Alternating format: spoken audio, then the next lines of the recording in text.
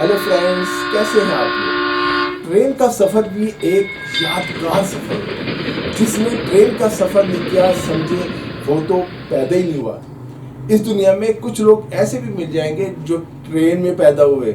जी हाँ, बहुत से ऐसे होंगे जो ट्रेन की वजह से पैदा हुए। मामा पापा पेशावर से कराची जा रहे थे, कैबन बुक कराया हुआ था, ट्रेन भी झटकों से चल रही थी, कुंडी भी लगा ली। अगर किसी ने ये तजुर्बा किया है तो वो दुनिया के खुश नसीब तरीन लोगों में शामिल है।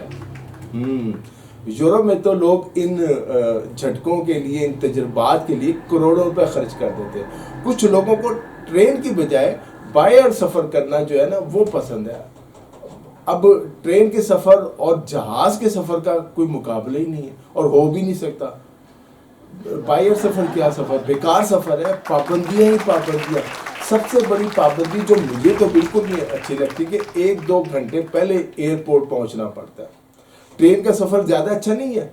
अब आप जब रेलवे स्टेशन पहुंचे, प्लेटफॉर्म पे आपको नज़र आ रही ट्रेन चली जा रही, चुक चुक चुक करती, कुली आपको बताता है ट्रेन जा रही, आप दौड़ लगा के चढ़ते हैं, कुली खिड़की से आपका सामान जो है ना ट्रेन डब्बे के अंदर फेंकता है। फिर ट्रेन के अंदर आप जो जब पहुंच जाते हैं डब्बे में, जो मर्जी करें जनाब, कोई पूछने वाला नहीं है। उधर जहाज में एक तो आप किसी दूसरे की सीट पर बैठ ही नहीं सकते, अपनी सीट पर भी अभी आप सही तरह बैठते नहीं है कि एयर होस्टेस आकर आपको समझाने लगती है कि जनाब सीट बेल्ट बांध लें, अपनी सीट जो है ना पीछे से सीधी रखें ताकि दूसरा ना डिस्टर्ब हो, सामान ऊपर रखने या उतारने के लिए खड़े ना हो, ये ट्रे भी बंद कर लें जो आपके सीट के सामने। अब आप वॉशरूम भी नहीं जा सकते, आप उठते जहाज से उतर के कोई चीज़ तो बिल्कुल नहीं खरीद सकते।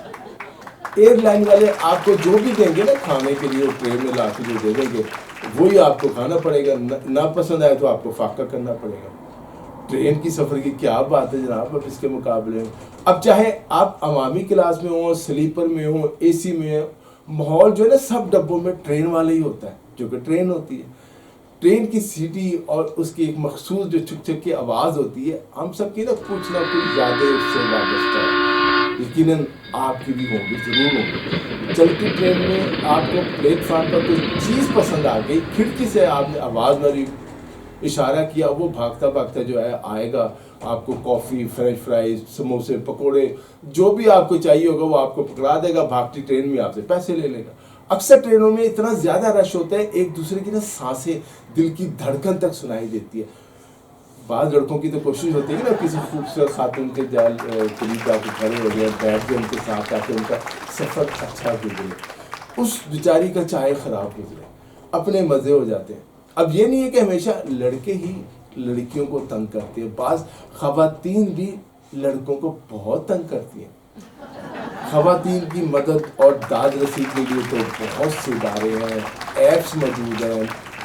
ये बेचारे लड़के कहाँ जाए अगर इन्हें किसी से शिकायत हो, कोई इन्हें तंग करता हो, ये किससे फरियाद करें कि मुझे फलानी आंटी तंग कर रही है, कई दिनों से ज़बरदस्ती लाहौर से कराची ले जा रही हैं, कहा है कि 3 दिन रखूंगी, पूरे 30 दिन की तनख्वाह दूंगी। ये क्या चक्कर है। मैं कैबिन में अपनी सीट पर बैठा ही था कि 7 वाली सीट पर बैठा मुसाफिर बोला, भाई नहा तो नहीं आए। मैंने कहा मैं ना रोज़ नहीं नहाता, जल्द देर हो रही थी इसलिए आ गया। कहने लगा क्यों पानी नहीं आता। मैंने कहा भाई पानी तो आता है, मुझे ना नंगे नहाते हुए ना शर्म आती है। बोला बैठ जाए, आपके साथ अच्छा सफ़र करेगा, लतीफ़े चलते रहेंगे। जहाज़ में क्या है, कुछ भी नहीं, आप ना लतीफ़े सुन सकते हैं और ना अपने लतीफ़े किसी को सुना सकते हैं। यहाँ आप पेशावर या लाहौर से कराची की तरफ चले, मुख्तलिफ शहरों में रुकते, हर शहर की सौगात ख़रीदते, रंग बिरंगी दुनिया, रंग बिरंगे लोग, भांत भांत की बोलियाँ। पठानों के शहर पेशावर से निकले, रावलपिंडी पंजाब पहुँचे, और रावलपिंडी तो मैं कहता हूँ ना बेवफाओं का शहर है। रावलपिंडी तो इस्लामाबाद का कैपिटल का से ज़्यादा। फिर जनाब मुख्तलिफ शहरों से होते हुए जब आप लाहौर पहुँचते हैं, और जो लाहौर जनाब लाहौर जिन्हें देखे ना जमिया नहीं, क्योंकि लाहौर लाहौर है। लाहौर स्टेशन से जनाब लाहौरियों को आपने देखा, रंग बिरंगे लाहौरिये, मुख्तलिफ किस्म के उनके लहजे और ज़बान, लस्सी की दुकानें, नान चने, सिरी पाए, हलवा पूरी का नाश्ता, ये सब लाहौर स्टेशन पे मिल जाता है। अब लाहौर से आप जाते हैं मुल्तान की तरह, मुल्तान को सोनल اپنے لیے بھی لیے اور سونل اور رشتہ داروں کے لیے بھی. ملتان سے پھر آپ سندھ میں داخل ہو گئے. کیا بات ہے سندھ کی جناب, کیا خوبصورت علاقہ. پشاور سے کراچی تک 4 میں سے 3 صوبوں کی سیر آپ کو ٹرین کرا دیتی ہے. ٹرین کی سواریاں بھی عجیب و غریب ہوتی ہیں. ٹرین پلیٹ فارم پر ابھی رکی نہیں تھی, مسافروں نے دوڑ لگا کر ٹرین پر چلنا شروع کر دیا. کسی کو دروازے سے جگہ نہیں ملی تو کھڑکی کے راستے ڈبے کے اندر چلا گیا. کئی مرتبہ ایسے مناظر دیکھے. کسی نے کھڑکی سے ہی سامان جو ہے نا اندر ڈالنا شروع کر دیا. دروازے پہ تو رش اتنا ہوتا ہے.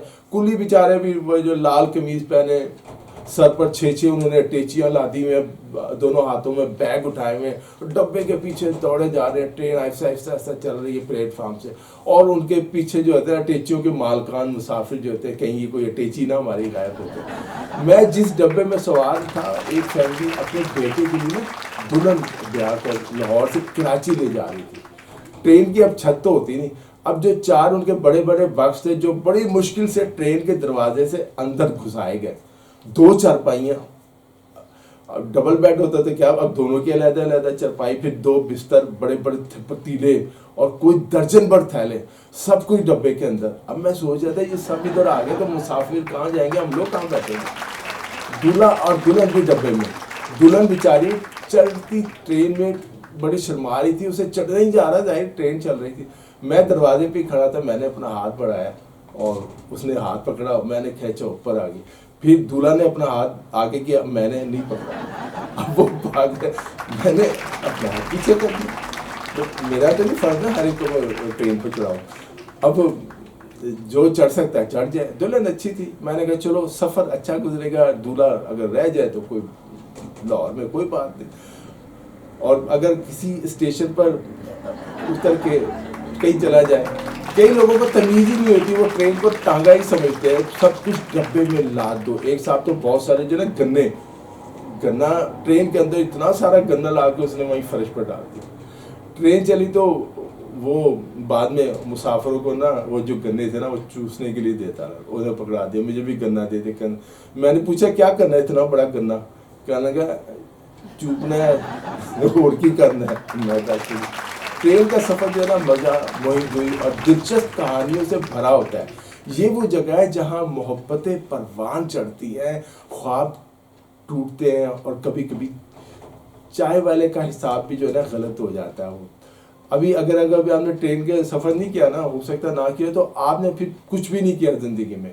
سفر کا مزہ تو صرف چند گھنٹوں کے لیے ہوتا ہے, مگر جو اس کی یادیں ہوتی ہیں نا چند گھنٹوں کی, وہ ساری زندگی آپ کے ساتھ رہتی ہیں, آپ کا پیچھا کرتی ہے. اتنی خوشگوار یادیں ہوتی ہیں. اردو کے معروف مزہ نگار ہیں مشتاق احمد یوسفی, وہ لکھتے ہیں کہ ٹرین کے سفر کے دوران ایک صاحب کی جب بھی سامنے بیٹھی خاتون سے نظر ملتی مسکرا کر دیکھتے.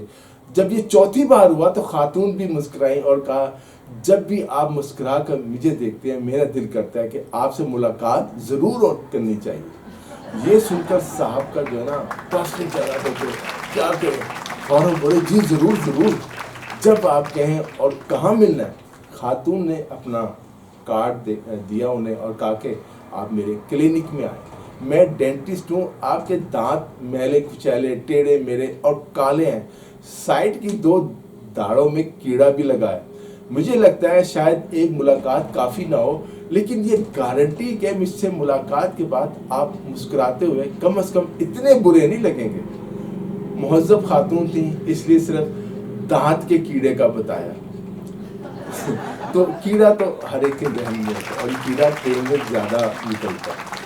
ٹرین کا سفر ایک ایسا ایڈونچر ہے جو ہر بار نئی کہانیوں, نئے تجربات اور کبھی کبھار نئی محبتوں سے بھرپور ہوتا ہے. پاکستان کی ٹرینوں میں سفر کرنا ایسے ہی جیسے آپ نے ایک چلتی پھرتی فلم اس میں خود کو کاسٹ کروا دیا, جہاں ہر ڈبے میں ایک نیا سین چل رہا ہوتا ہے. کہیں ایکشن, لڑائی جھگڑا, مار پٹائی, کہیں کامیڈی چل رہی ہے, ایک دوسرے کو بیٹھے ہوئے لطیفے سنا رہے ہیں, ہاتھ پہ ہاتھ مار رہے ہیں, کہیں ٹریجڈی ہو رہی ہے, کوئی کسی کی مرگ پر جا رہا ہے, اس کی یاد میں آنسو بہاتا جا رہا ہے, کہیں تاش چل رہا ہے, کہیں لٹو چل رہا ہے, کہیں رومانس ہو رہا ہے.